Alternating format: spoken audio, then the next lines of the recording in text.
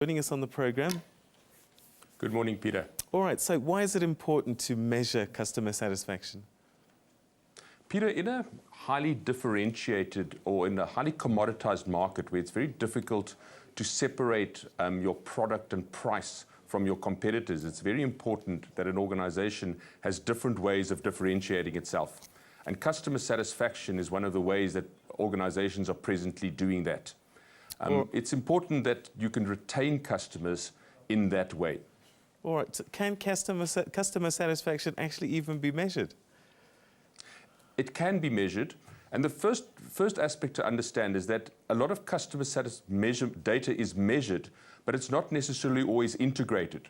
So with social media, etc., that's available at the moment, it's important that that data gets integrated and then operationalized and linked into the organization's data, its financial data, its customer CRM data, etc., to ensure that you can get an integrated response and an understanding of what your customers are telling you.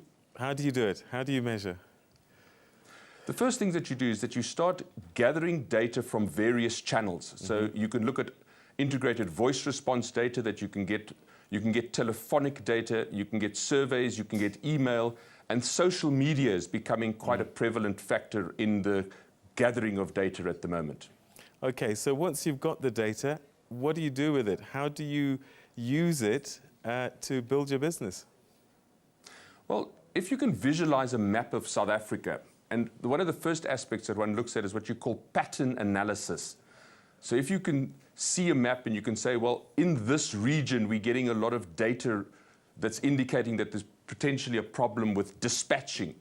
So that immediately can highlight where there's an area that's a problem, and then you can get hold of that regional manager or that warehouse and ensuring that they immediately can respond to the problem area.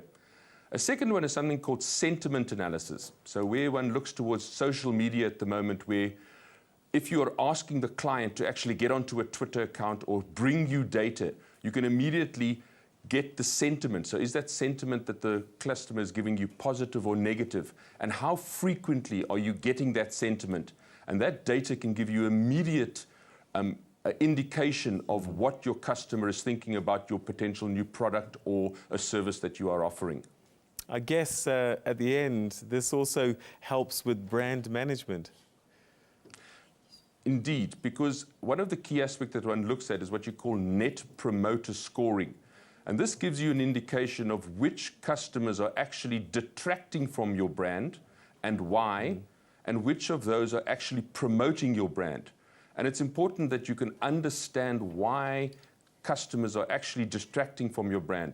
If I can go to a MD of a company and I can indicate a market segment, for example, and say 15% of that market segment has the potential of churning in the next 3 to 4 months for these particular reasons, that's something that a managing director or financial director of a company will be particularly interested in. All right, so I guess this is applicable to both small and large businesses. Indeed. You've got the business-to-business component, and then you also have the business-to-customer component, whether you're buying a can of cool drink or whether you're taking your cell phone in to get fixed.